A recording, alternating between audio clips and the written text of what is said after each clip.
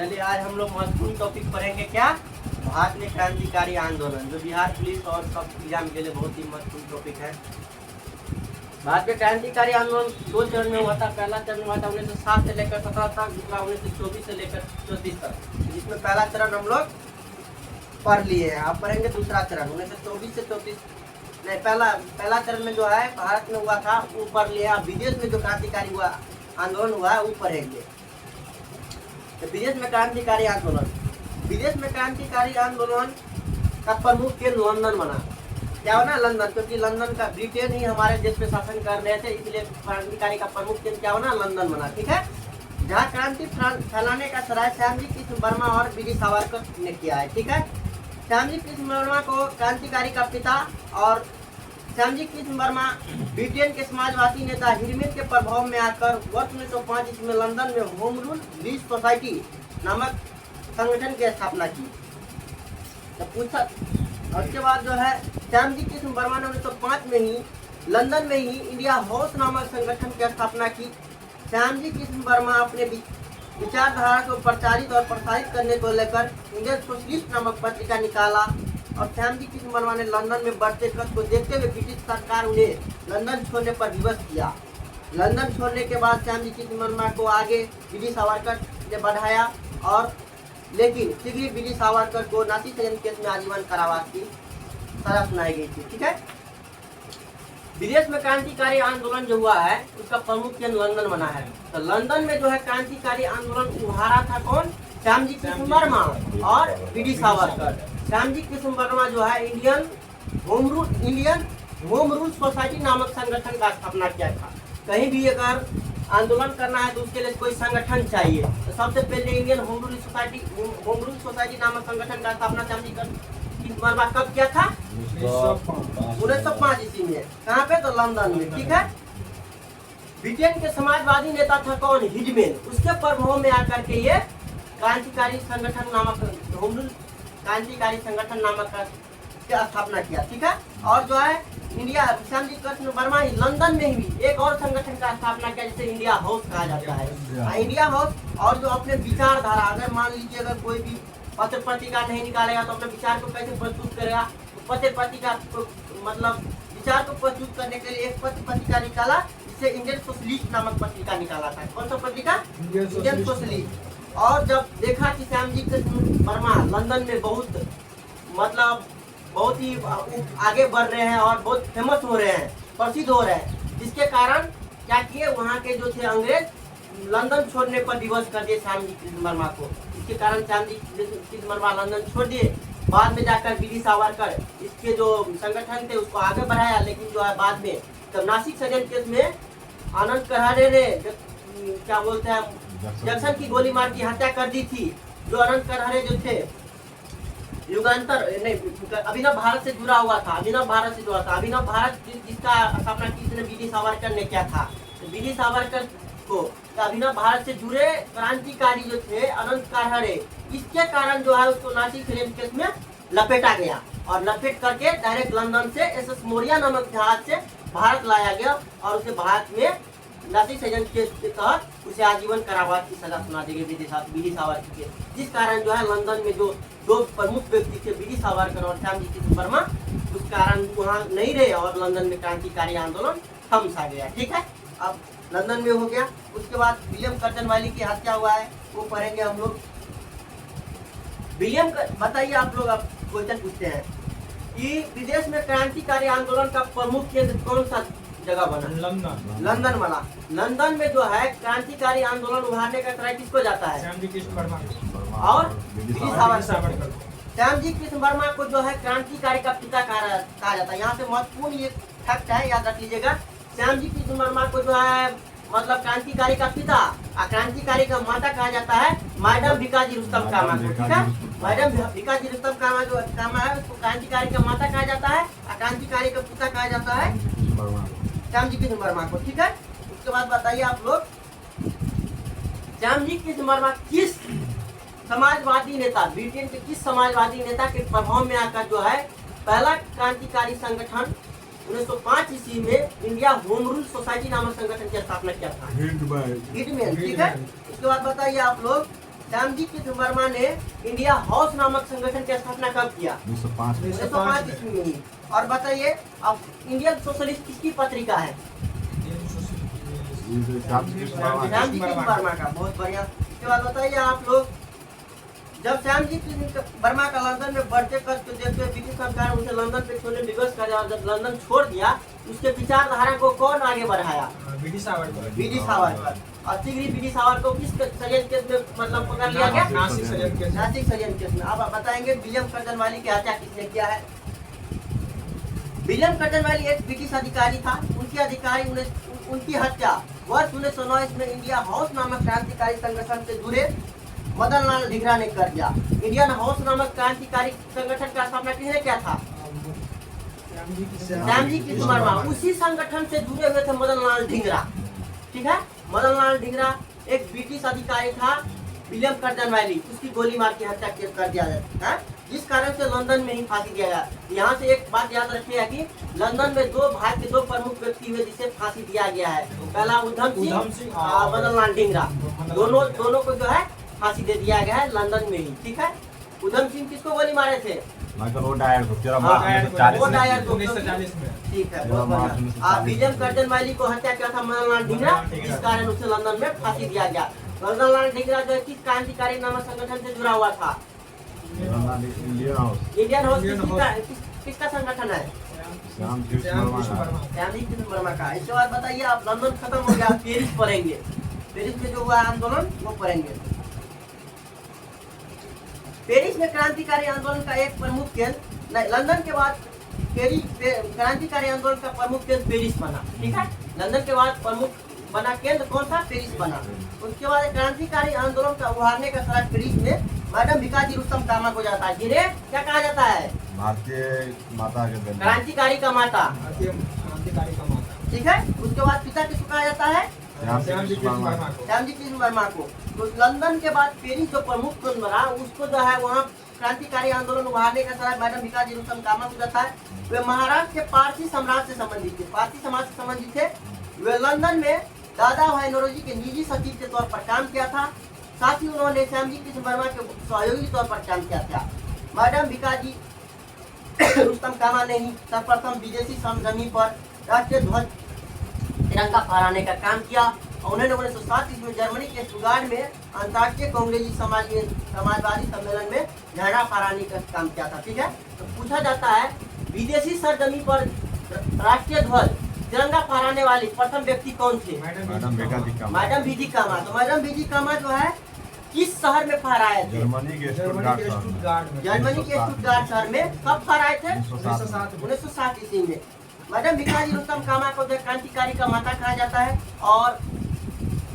और जो है वो किस समाज से संबंधित थे? पारसी समाज से। अब पारसी समाज से ही थे दादा भाई नौरोजी, इसीलिए उसके निधि सचिव के तौर पर काम किए थे मैडम भिकाजी रुस्तम कामा, क्योंकि दोनों पारसी थे। उसके बाद बताइए, सहयोगी के तौर पर काम किए थे किसके सहयोगी? तो क्या बोलते हैं, श्यामजी कृष्ण वर्मा के सहयोगी के तौर पर काम किए थे। अब आ जाए, पेरिस हो गया, अब अमेरिका में पढ़ेंगे। अमेरिका में जो हुआ है तो पढ़ेंगे।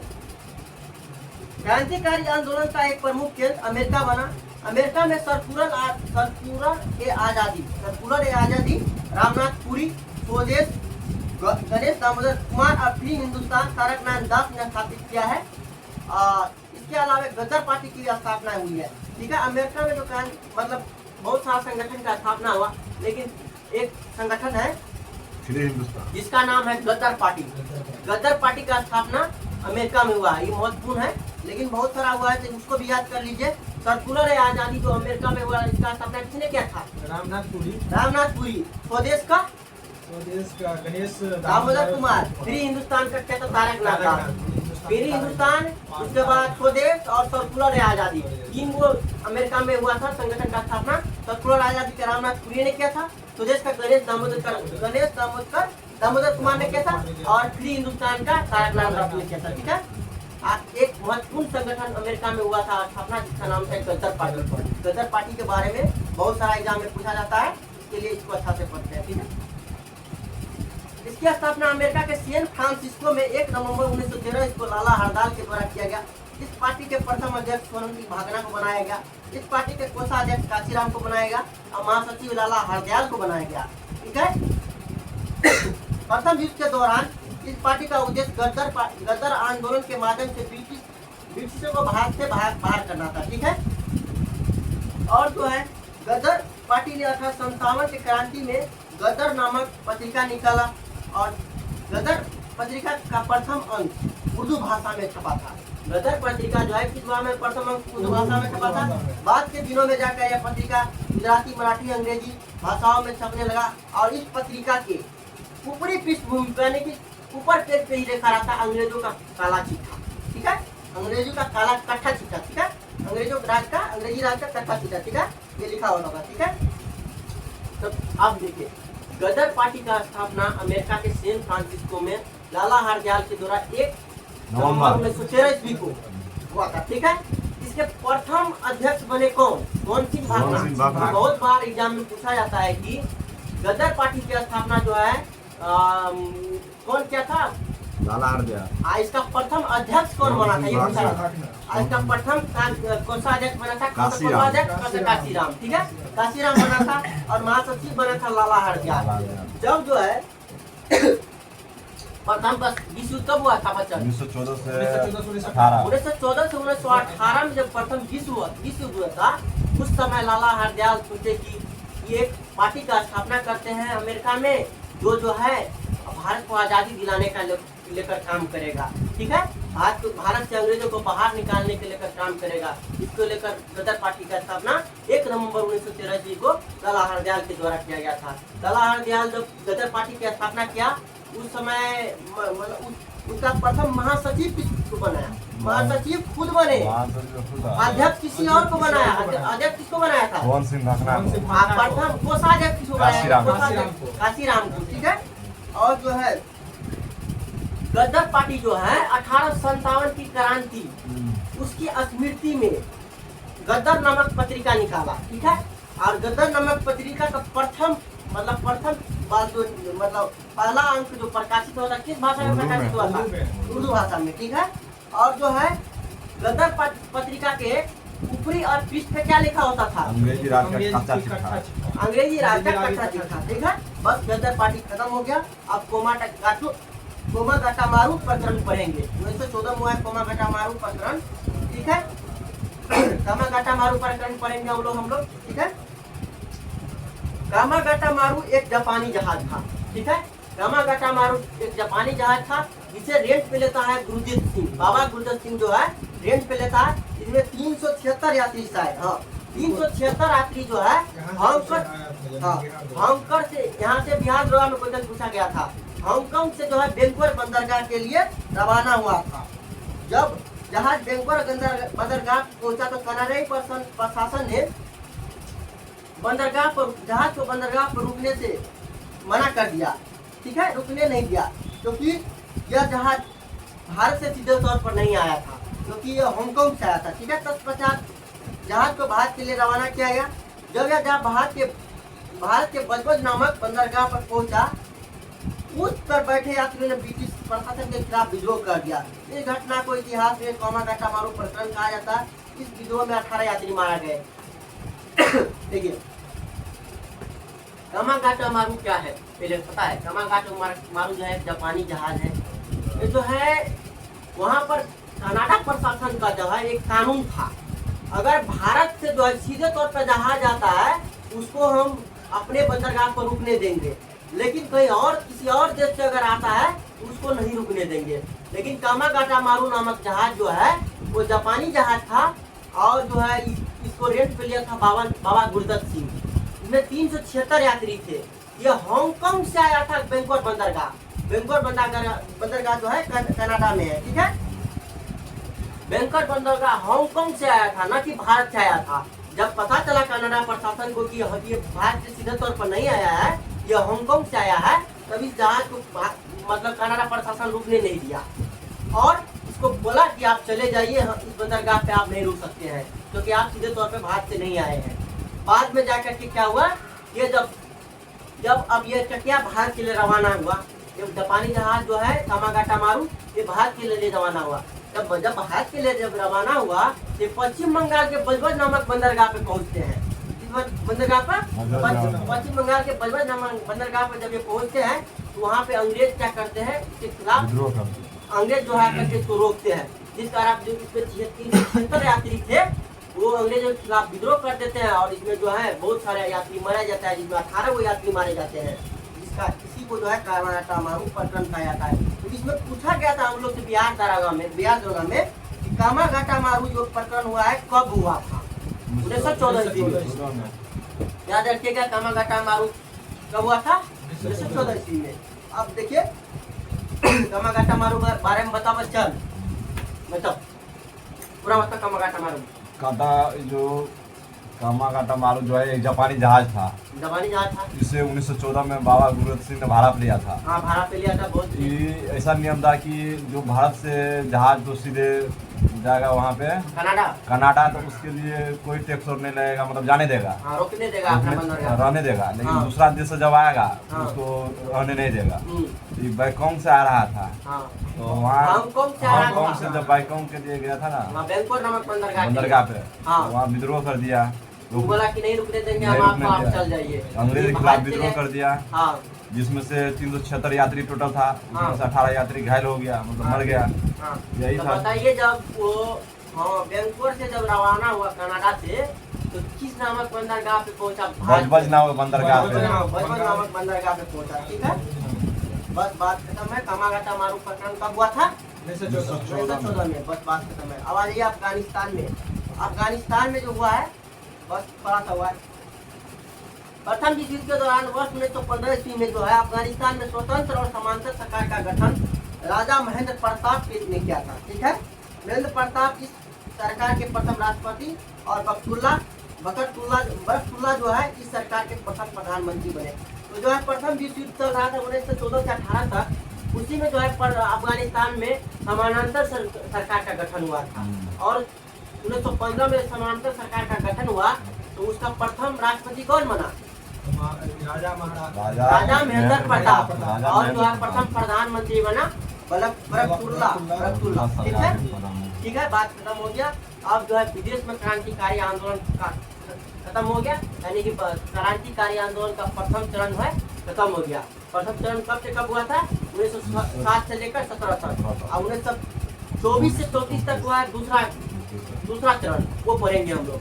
पहला चरण क्यों हुआ है बच्चन? बंगाल विभाजन के खिलाफ जो स्वदेशी आंदोलन थम सा गया था, उसके लिए जो है क्रांतिकारी आंदोलन स्टार्ट हुआ था, वो प्रथम चरण हुआ। असहयोग आंदोलन के जो है स्थगन होने से क्रांतिकारी गतिविधि जो थम सी गई थी, उसके लिए हुआ था 1924 से 34 के बीच दूसरा चरण। ठीक है, अब क्रांतिकारी आंदोलन का दूसरे चरण हम पढ़ेंगे हम लोग। असहयोग आंदोलन के स्थगन के वजह से स्वतंत्रता आंदोलन में जो अस्थिरता आ गई थी, इसी वजह से जो है